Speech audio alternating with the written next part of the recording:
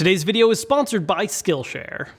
The PS5 and Xbox Series X are finally here, and alongside all the various other upgrades like graphics, SSDs, all that good stuff, one feature that is now on both systems that was messed with a little bit last gen, mostly on the PS4, is the ability to play your system remotely on a phone or tablet. So we're going to take a look at how this works on both systems and how to get the most out of playing your games portably.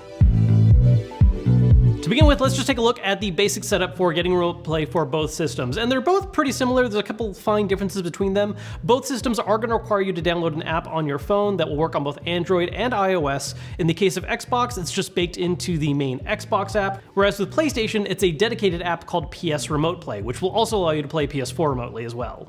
Now, as for getting remote play set up on the system side of things, it's a little different for each system. On the Xbox side of things, what'll happen is when you're setting up remote play on the app, it'll tell you to log in on your system at the same time and verify that yes, this is the one you want to be able to do remote play with. Whereas on PlayStation, it's a little simpler. You just go into the settings menu of your PS5. There's a little option that says, do you want to be able to do remote play? Say yes. And the next time you try connecting to a PS5 on a remote play app, it's going to detect that one's on and ready to go, and you'll be able to play. So in both cases, this is pretty simple and straightforward as far as actually getting set up in the first place. However, as far as actually playing games goes, there are some important differences between how each one works. Also, worth noting really quickly, in the case of Xbox, while there is the ability to do remote play for playing your system remotely, you can also make use of xCloud to play Game Pass games on the go, no system required. However, this is currently an Android-specific feature. People on iOS will have to wait until Apple and Microsoft learn to play a little nicer on that front.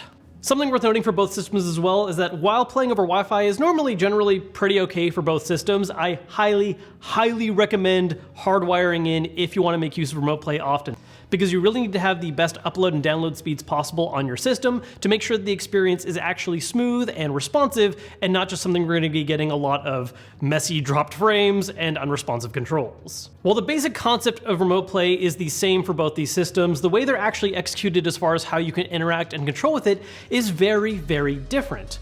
On the PlayStation side of things, it's a somewhat closed system. You're able to play your PlayStation remotely with a phone, tablet, whatever. It'll work with both Apple and Android, but when it comes to controlling with remote play, you must use a DualShock 4, a DualSense, or rely on on-screen controls. You cannot use any other kind of controller, even if it's normally supported by your device. What's really kind of funny and interesting about this as well is the fact that the DualShock 4 will not work to play PS5 games directly on the PS5, but it does work to play PS5 games remotely through your phone and tablet, which is a little annoying. Meanwhile, on the Xbox side of things are a lot more open, but in some ways also a little more closed off. In the open side of things, they are down for you to use basically any controller that you would like. You can of course use your Xbox controller that is included with the system, but you can also make use of a number of different third-party options they made available. I'm going to cover a few of those choices, some of the ones that I think are the better ones, and you can use those to control your games. However, the one way this kind of falls short compared to PlayStation is that it does not offer any kind of on-screen controls whatsoever, except for the option to hit an Xbox button in the upper corner. Now, of course, using a controller is the preferred method. I mean, it's what you're doing normally when you're playing games, so it gives you the best sense of still playing on the go. And while I certainly wouldn't recommend touchscreen controls over a controller when possible, there's still that sort of ease of access that comes with touchscreen controls that is really convenient to have. In fact, there are certain games where you don't really care about having the most precise, super best controls. For instance, let's say a turn-based RPG, where, yeah, you can use touchscreen controls perfectly fine. It might be a little annoying that you cover up the screen here and there on occasion, but for the most part, it's going to be a system that works. With Xbox, you're not getting that option at all. You must rely on using a controller. Before moving on, I want to take a second to thank Skillshare for sponsoring today's video. Look, 2020 has been a very long year, and one of the things that has helped me a lot is taking the time to look a little more inward and refocus on my creativity and what I want to do with this channel going into the next year. So on that note, Skillshare has a lot of courses focused on creativity and productivity that have helped me a lot. One in particular being Real Productivity by Thomas Frank, which highlights ways to build better habits. One lesson that really stuck with me being External Systems the Hard Way, which covers the fact that making use of things like external apps and such isn't always enough for some people, like myself, and helps you find ways to gamify building up good habits, which is something I need. Plus, there's a course on learning how to make a perfect grilled cheese, which who doesn't want that? Make sure to check out the link down below in the description to try out Skillshare for yourself and start learning, and the first 1,000 people to use my link will get a free trial of the premium membership, after which it only costs about $10 a month. Anyways, back to the rest of the video. Now, speaking of controllers on the Xbox though, this is again one of the interesting things about it is that you have a lot more choices. Now, at the end of the day, for a lot of people, just using the stock Xbox controller is probably your favorite route, especially if you're using remote play, and so you're just using the one that came with the system. But if you want to have a dedicated controller that stays in a backpack that you can bring around with you, or maybe you don't actually even own Xbox yet and you're looking into this for the sake of playing games on Game Pass, well, there's a lot of different options out there, including many of which that are branded specifically for being used for Xbox remote play. Now, on the subject of using controllers for the Xbox though, that is of course one of its cool strengths is that you have a large variety of choices, at least on Android. While the iOS version of the app still technically is cool with you using a variety of different controllers, the list of controllers that work with Apple versus working with Android is a much smaller list. Though there are a couple specific ones I think that are worth pointing out. First, let's just talk about your options in general, especially with Android. And there's really kind of like three classes I think you can break this down into.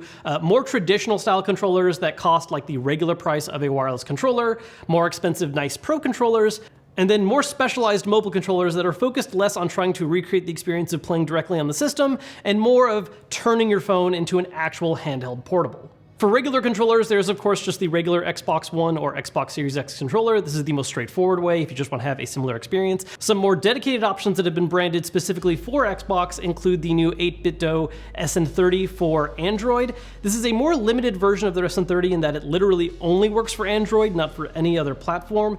And one of its biggest strengths is that it's a very portable option compared to a lot of the other ones on this list. It does include a grip so you can connect your phone to it. The one problem I have with it though is that while it's very portable, since it's one of the few options that's missing proper handle grips, you can really feel the weight of your phone kind of pulling you off balance a little bit. If you have a very light phone, it may not be as big of an issue, but for me, it was definitely noticeable compared to using more kind of handle-oriented controllers. On that note, another Android option that is branded specifically for Xbox is the Moga. This is one that it confuses me a little bit because it goes for $5 more than an Xbox Series controller, which normally when you think of buying off-brand, you're thinking of, saving money.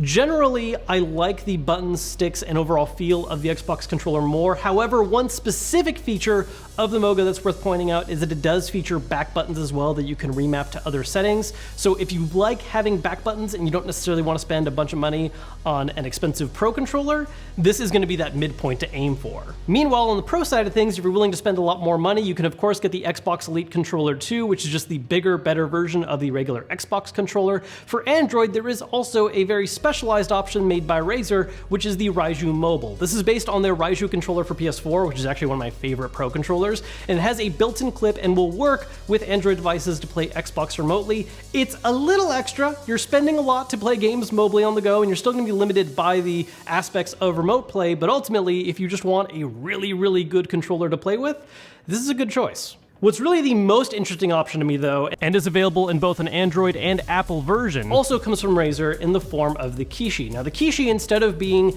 a regular controller, is instead the style that latches to both sides of your phone and basically turns it into a little handheld portable. And this is really, to me, the biggest thing that PlayStation is really missing out on by not allowing more controller types. Because sure, at the end of the day, a lot of people are going to be fine just using the controller that comes with their system to play with remote play.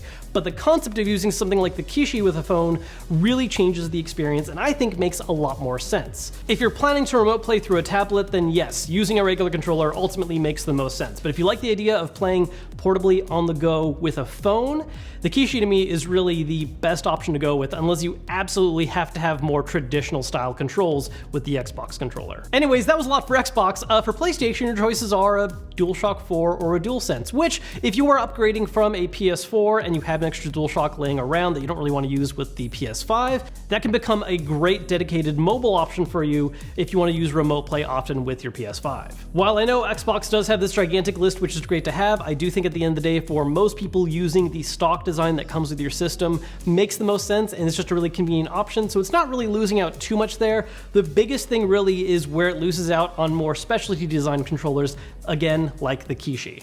At the end of the day, Remote Play is a great new feature addition to both the Xbox and PlayStation 5, and while they each have their own individual strengths and weaknesses for how they approach it, the general ending result for both is something that works really well. Yes, Xbox gives you more controller options. Yes, PlayStation lets you use on-screen controls, but at the end of the day, I think the main goal for most people is going to be able to play with the controller that comes with the system, buy a grip for it, and play if they're not at home and just want an easy way to get a couple extra hours in on certain games. And for that purpose, they both work great. If you guys are interested in learning more or checking out about any of the accessories I talked about in this video, I'll have those linked down below in the description. I am also working on my more full-blown, proper Xbox Series X versus PS5 video, which will be coming out very soon, so make sure you're subscribed so you don't miss out on that. It's going to be a hefty video.